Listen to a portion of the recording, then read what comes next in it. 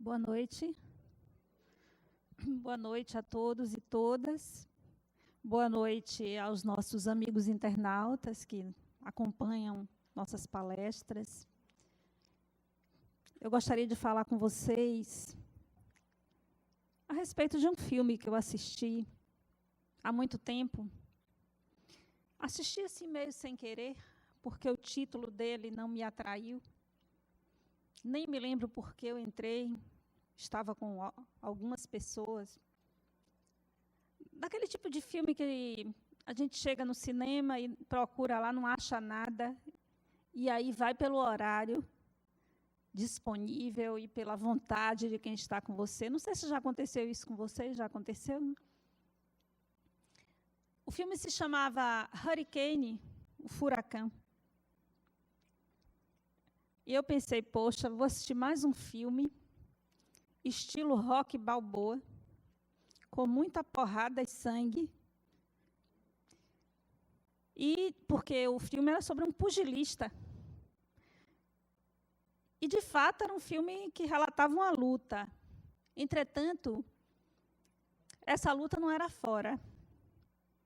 Foi uma luta de dentro. O filme foi uma grata surpresa. Eu indico que vocês assistam, porque realmente é muito bom.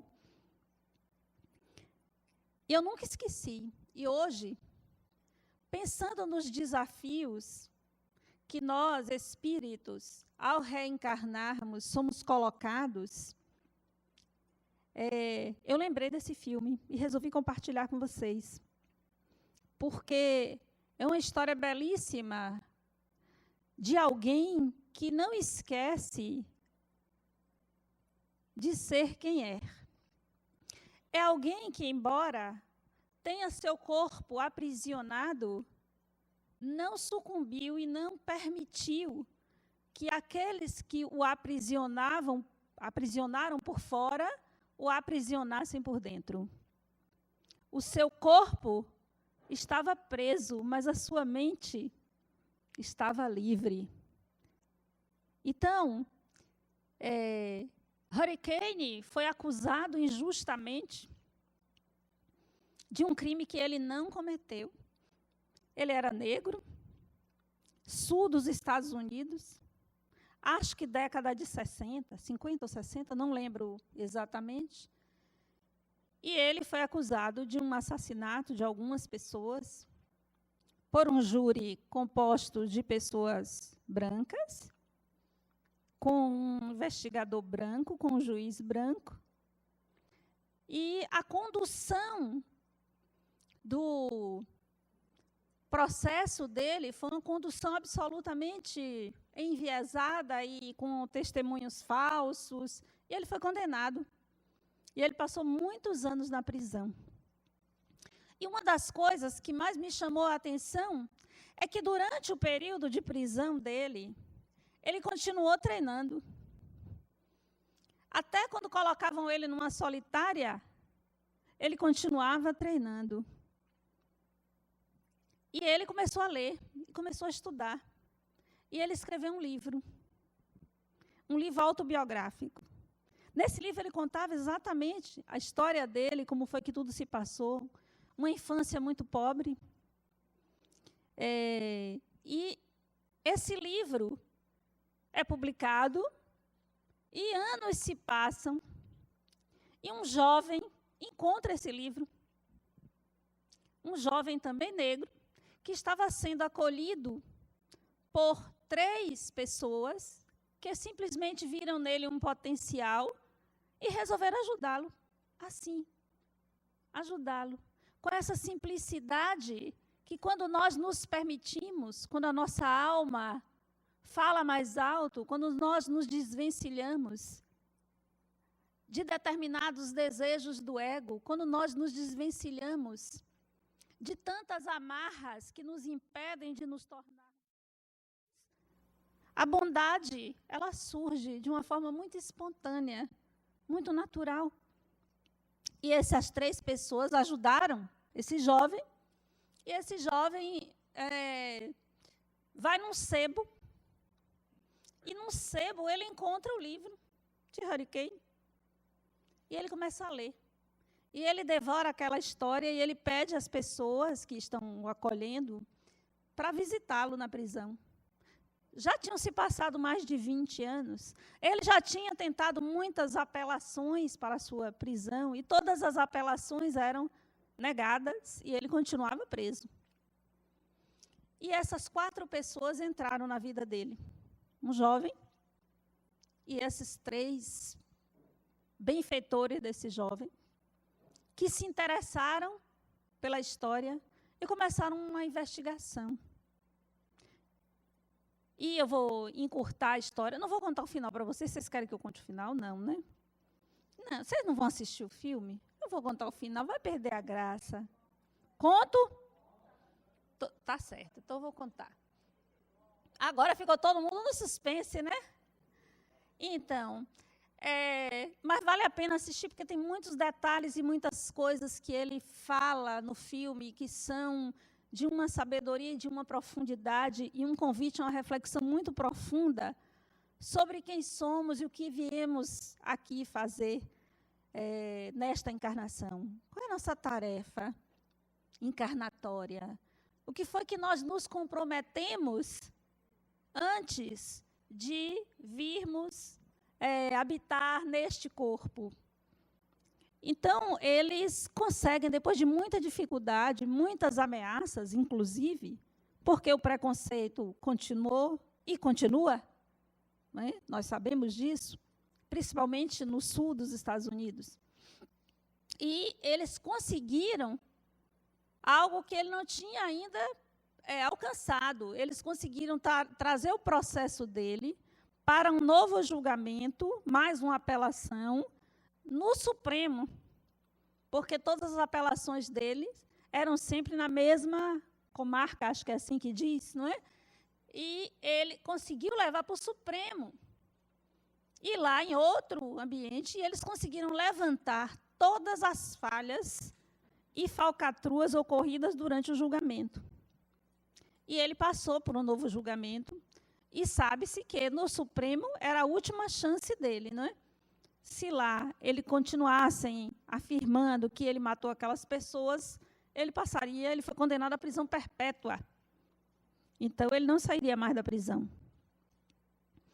E as pessoas acabaram convencendo ele de levar isso adiante. Ele já tinha aceitado. Quando esse jovem entra na vida dele, ele já tinha meio que aceitado a prisão dele para o resto da vida. E eles trazem um novo alento, mas ele, ao mesmo tempo em que ele sente pulsar da esperança, da liberdade, ele sente medo. Porque seria a última oportunidade, a última chance, e o julgamento é levado para o Supremo, e diante das novas provas que essas 4 pessoas conseguem levantar, ele é absolvido. E ele consegue a liberdade. Quase 30 anos de prisão injusta. E por que eu me lembrei deste filme para falar sobre reencarnação?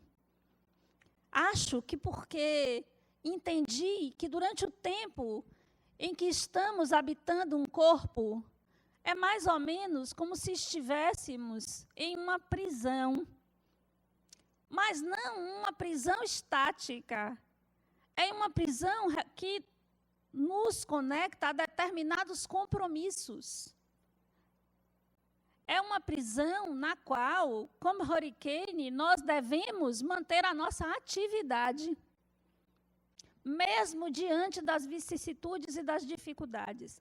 Mesmo quando a vida lhe coloca diante de desafios que parecem que são insuperáveis e intransponíveis, nós não podemos jamais esquecer quem somos. Nós somos espíritos, filhos de Deus. Estamos numa jornada, e essa é uma etapa dessa jornada.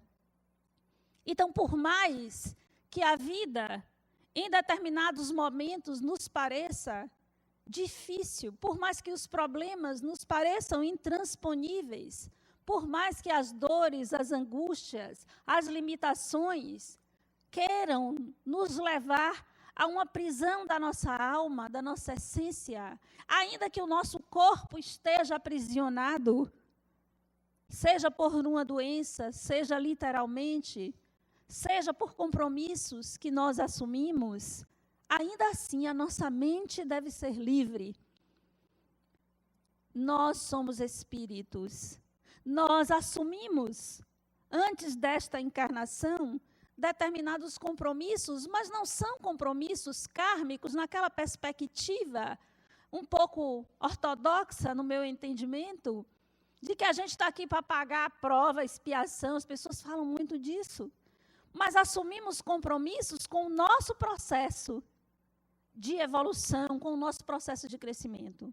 E todos os desafios que chegam, eles chegam nesta perspectiva, na perspectiva de contribuir com o nosso progresso, com a nossa evolução espiritual. Se começarmos a olhar todas as dificuldades nesta perspectiva, faremos como Hurricane. Podemos estar aprisionados por determinadas situações e contextos, mas nos sentiremos internamente livres. A nossa mente estará livre. E nós não esqueceremos quem somos. Porque só aqueles que esquecem quem são é que se sentem verdadeiramente aprisionados. Então, compreender que antes da nossa encarnação, assumimos determinados compromissos conosco mesmo e com o nosso processo. Você não assumiu compromisso com o outro. Embora, às vezes, a gente até diz, né? Fulano de tal é meu karma.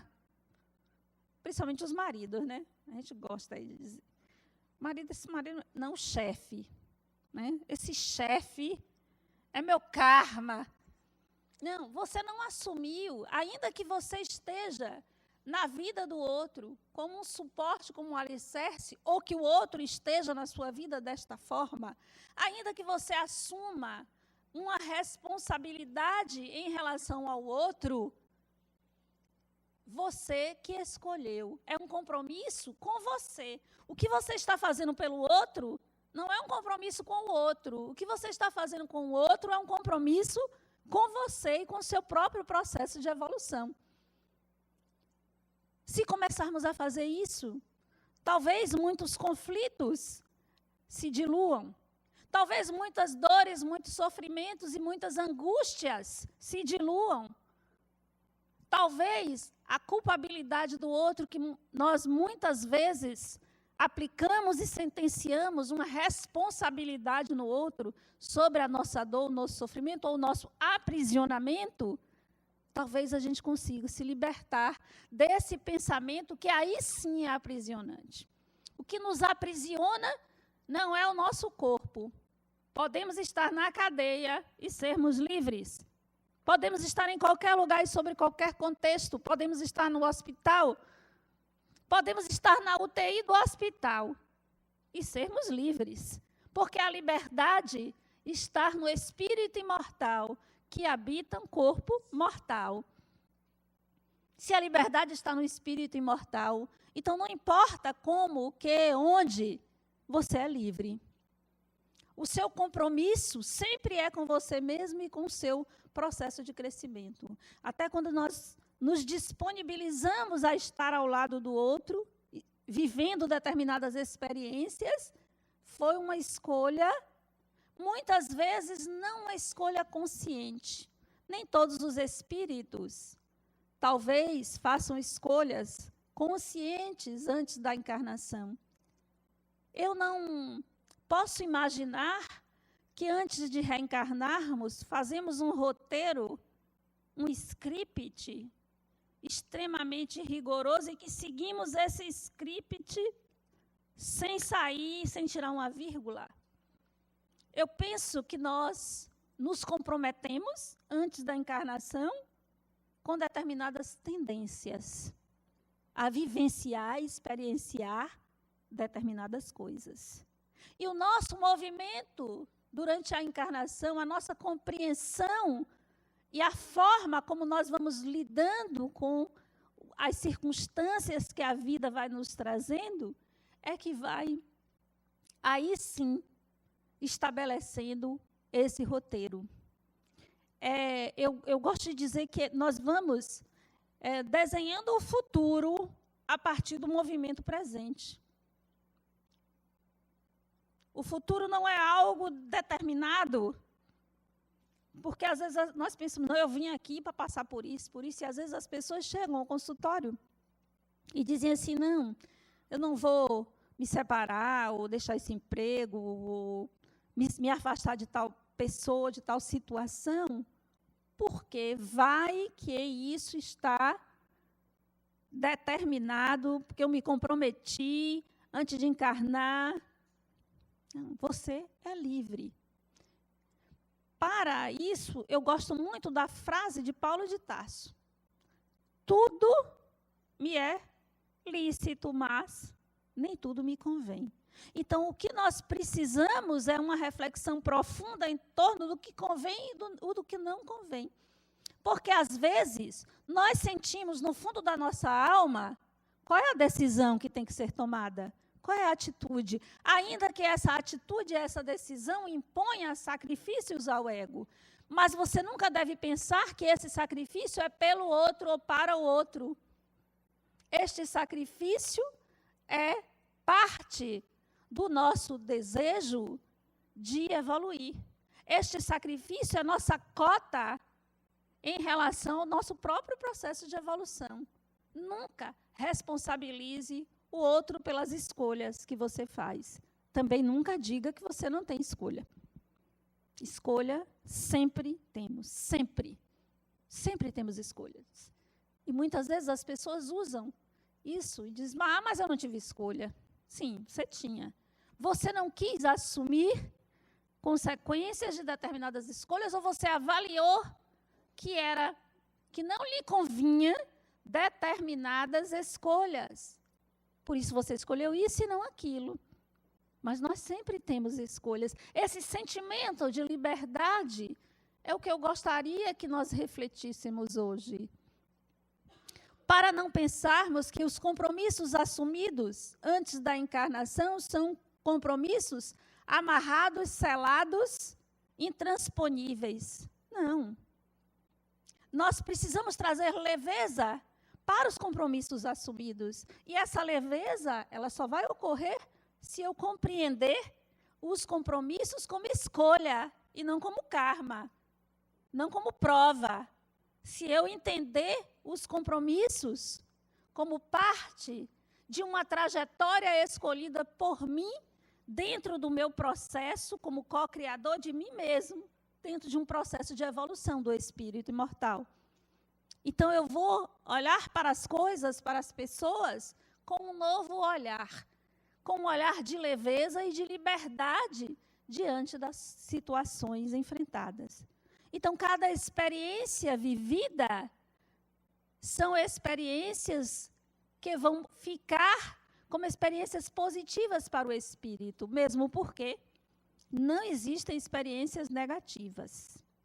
Só existem experiências positivas.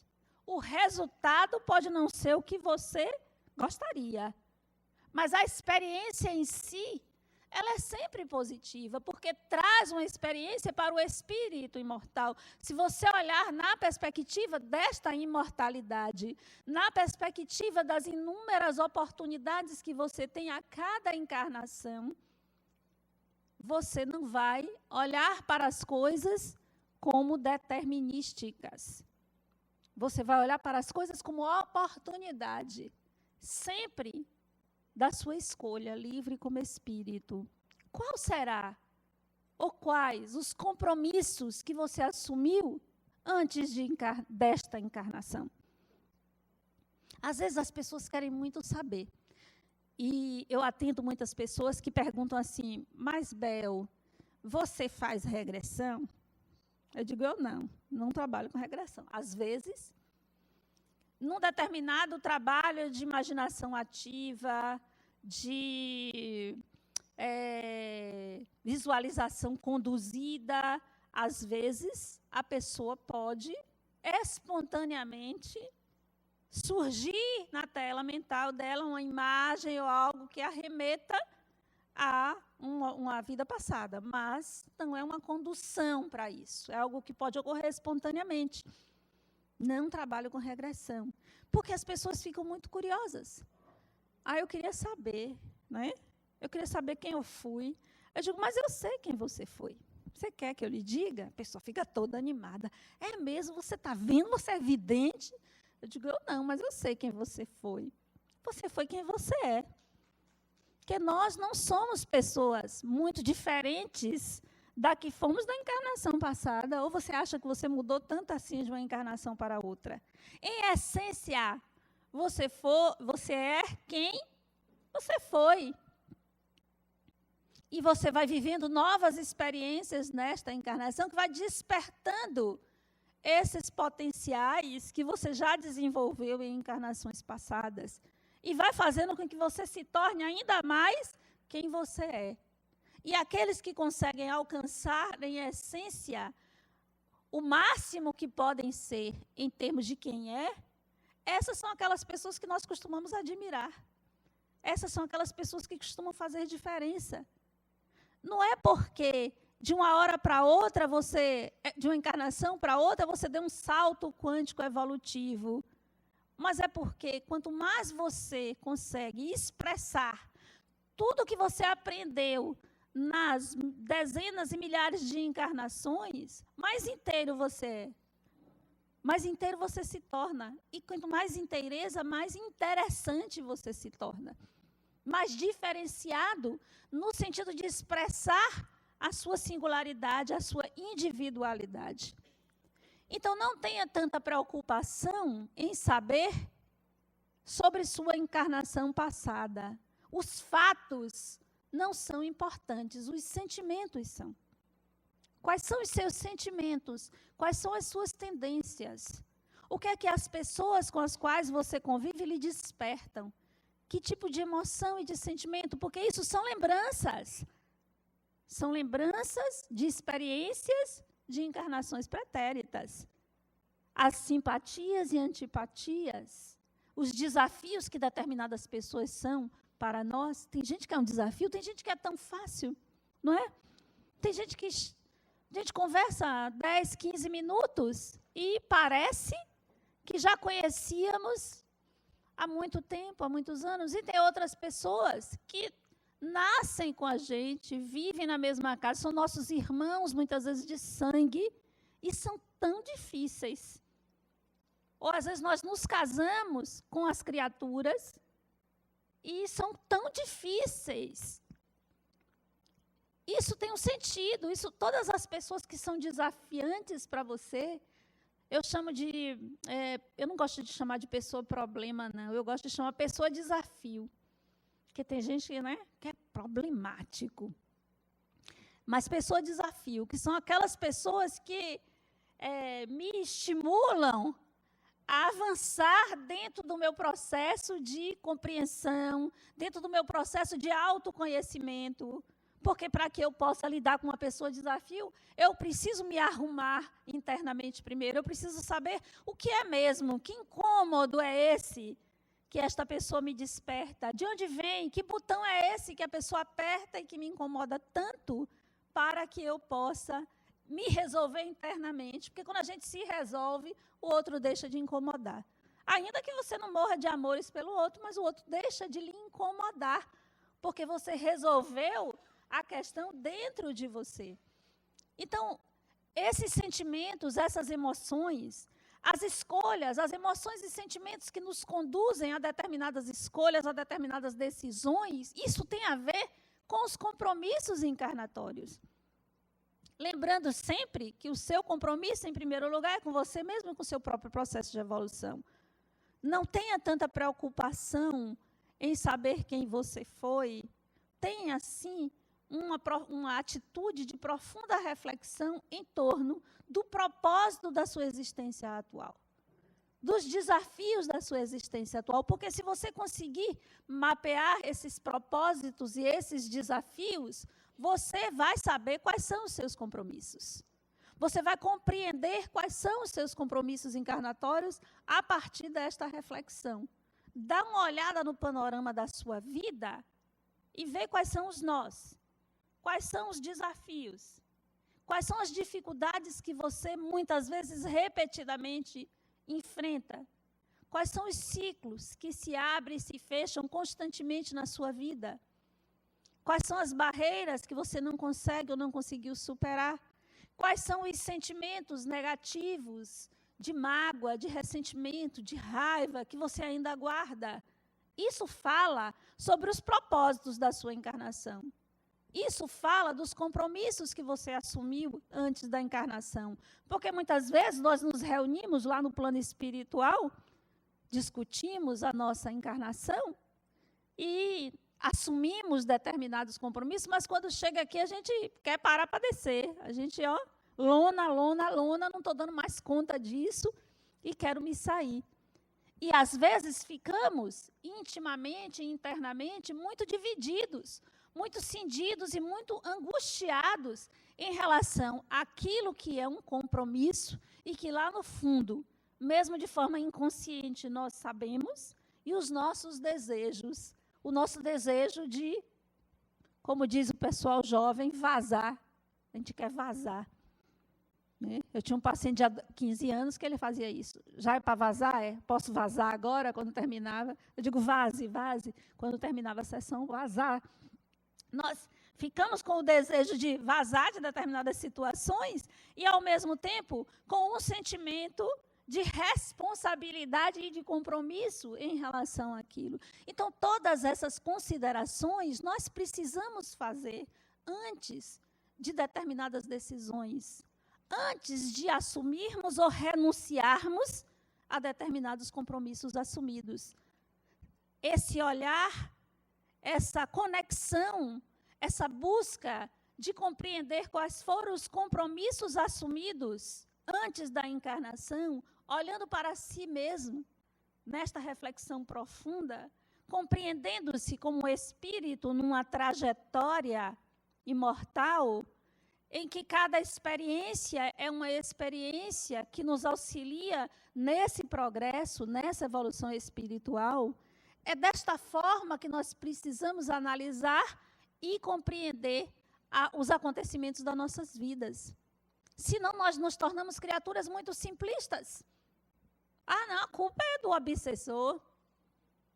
Coitado dos obsessores, levam a culpa de um monte de coisa que são nossas. Mesmo porque é uma parceria. Obsessor é parceiro, é uma parceria. Você estabelece com ele um vínculo. E aí caminham juntos. A separação depende de uma mudança sua. E não de uma doutrinação apenas. Depende de uma mudança de atitude sua. E dele.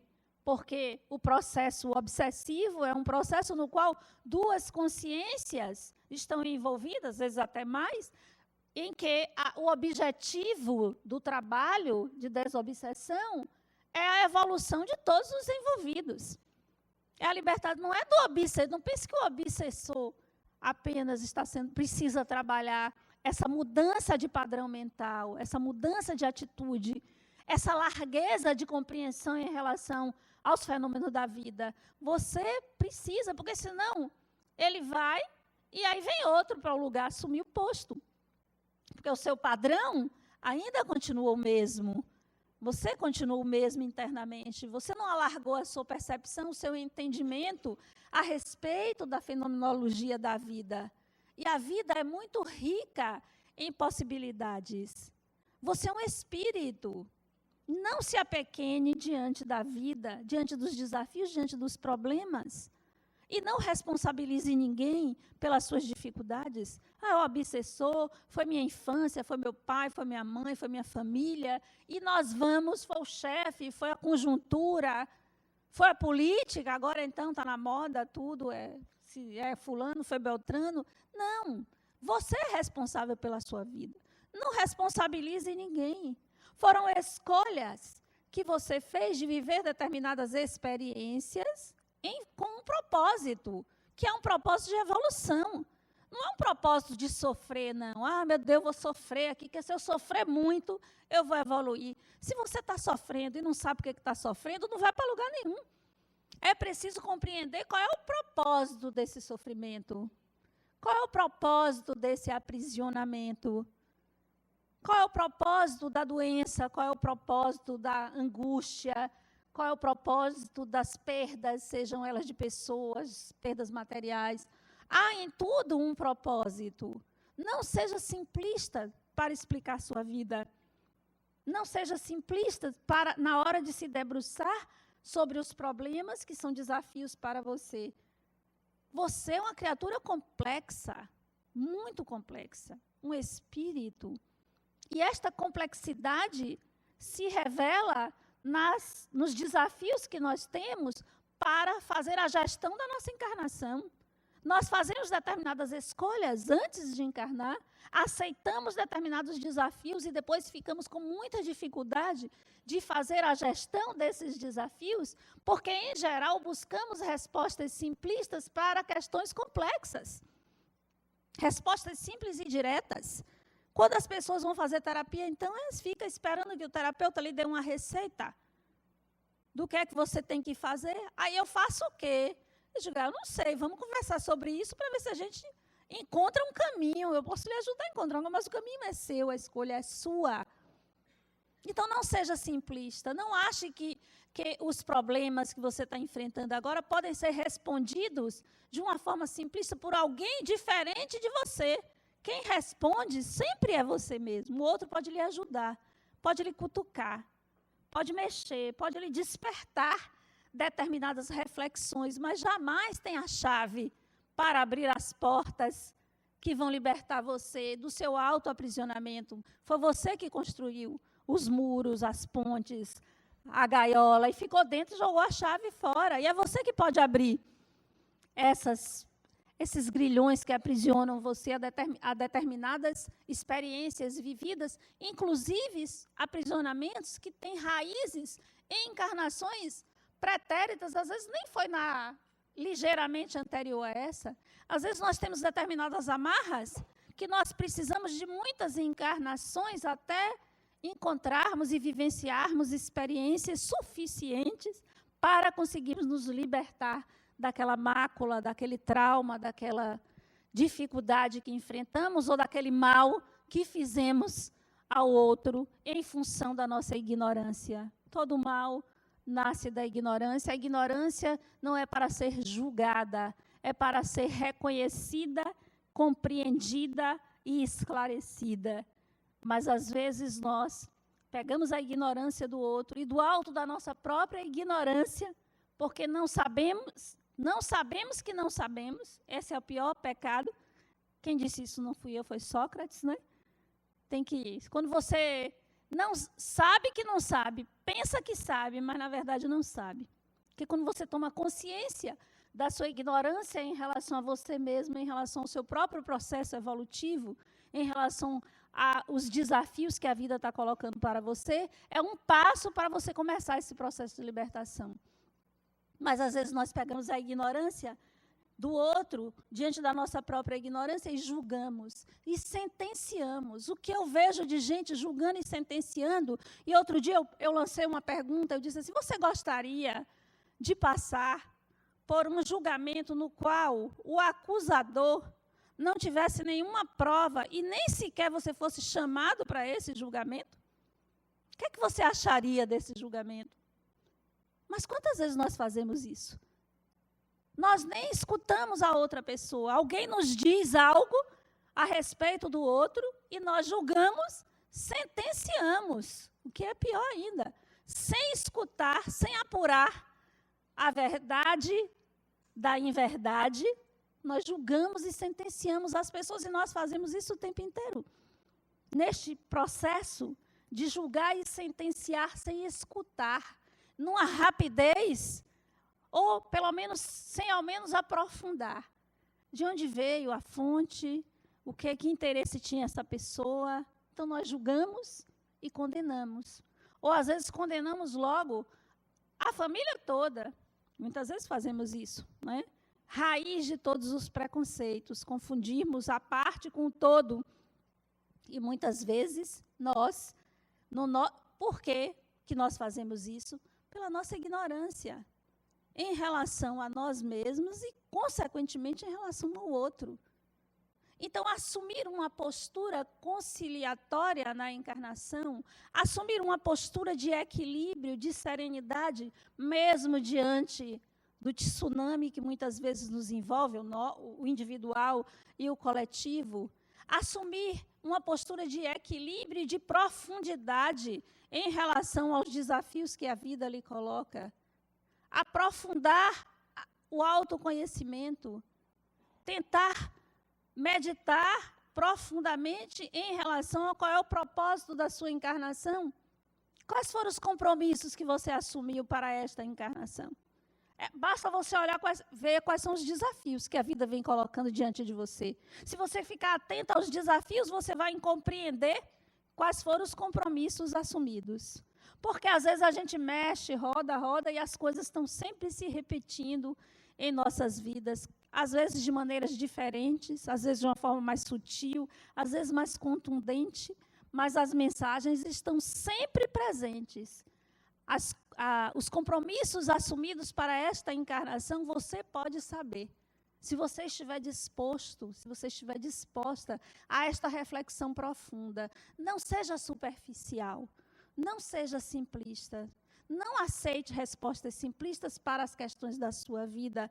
Você é um espírito extremamente complexo, você já viveu tantas experiências e você está aqui agora, então vá em busca do que ficou dessas experiências, daquilo que você aprendeu ao longo das encarnações, porque está aí, está à sua disposição. Basta que você se perceba como espírito, e para isso é preciso que você se desvencilhe das questões menores e se perceba como espírito imortal. Aprofunde as coisas. Não seja superficial. Não permita que o tumulto, o ruído, o barulho externo perturbe os seus momentos de autorreflexão e de meditação interna. Nós precisamos de barulho e de silêncio no nosso processo evolutivo, mas se nós ficamos só no barulho, só no ruído, e como muitas vezes nós abrimos espaço para as perturbações externas, e tem gente que é perturbado, concorda? Né? Você está lá no seu sossego, olhando o seu Facebook, daqui a pouco a pessoa bota alguém todo desmantelado, todo quebrado, todo arrebentado, todo machucado. Para que eu quero ver isso? Eu vou fazer o que com aquilo? Ore por fulano. Não podia botar só o nome sem botar a imagem, não é? A gente ora, não precisa de prova, não. Basta pedir que a gente faz a oração. Mas aí bota aquelas imagens. Ou então aquelas coisas horríveis. Ou aqueles programas horrorosos, que eu não sei aí quem é que assiste, mas aqueles programas horrorosos. Quando eu chego em qualquer lugar que tem uma TV ligada nesse tipo de coisa, eu posso mudar? Para que eu quero saber disso? Para que eu quero saber da dor que eu não posso consolar? Para que eu quero saber da lágrima que eu não posso secar? Para ficar perturbada internamente? Para ficar angustiada, amargurada, ou com uma visão do mundo de que está tudo horrível, quando não é verdade? Tem coisas horríveis e tem coisas belas e maravilhosas. Vamos olhar para as belas, sem ignorar que as coisas acontecem. Eu não preciso ver para saber que o mal acontece, eu sei. Mas eu quero imagens que me conectem ao bem, ao bom, ao melhor do mundo, ao belo. Porque estou farta de imagens que só mostram aquilo que há de pior. É como se nos alimentassem de lixo diariamente, e a gente fica com aquele lixo psíquico interno, e isso vai contaminando, e gera uma vibração que é extremamente prejudicial para a psicosfera do planeta. Não é à toa que a lama de Mariana veio à tona. Qual é o significado espiritual disso? Onde está a lama da sociedade brasileira? A lama precisa vir à tona para ser reconhecida e lavada. Não é? Reconhecida e lavada. Vamos lavar a alma. Vamos sair da hipocrisia e vamos trazer as coisas à tona. Mas não é para a gente ficar se sentindo o pior. Não é para a gente achar que é o fim do mundo e que está tudo ruim. É para a gente entender que isso existe, mas também que existe a beleza. Que existem os gestos belos. que existe beleza no mundo e continua existindo. E que existem pessoas, espíritos, e não são poucos, que já estão numa outra sintonia, numa outra vibração, então vamos acompanhá-los. Vamos vibrar numa outra sintonia, vamos mudar a psicosfera do nosso país e, consequentemente, do nosso planeta. Vamos tirar essas imagens horríveis da mente e vamos olhar imagens belas, bonitas. Vamos levar o otimismo às pessoas, a esperança, a certeza de que nós somos espíritos imortais e de que tantas coisas ainda podem acontecer, e que tantas possibilidades, e que em tudo, mesmo diante do maior caos, há um sentido, há um significado. Lembre-se, está lá na Gênese, que diz assim: no início era o caos, e Deus disse, faça-se a luz. E a luz se fez, e Deus viu que isso era bom. Então, diante do caos, ao invés de gritar desesperado e arrancar os cabelos, e gritar fim do mundo, fim dos tempos, que coisa horrível, a humanidade não tem mais jeito, diga assim, faça-se a luz. Porque diante do caos, tudo nasce. A partir do caos, tudo nasce. E nasce melhor, nasce renovado, nascem coisas boas. Então, vamos nos conectar a essas coisas boas, porque cada um de nós tem uma tarefa individual, mas também coletiva. Nós temos uma tarefa diante dessa encarnação, porque nós estamos encarnados neste momento, neste país, neste planeta. Por quê? Cada um de nós aqui tem um compromisso com a vibração deste país e deste planeta. Por isso que nós estamos encarnados neste ponto, neste momento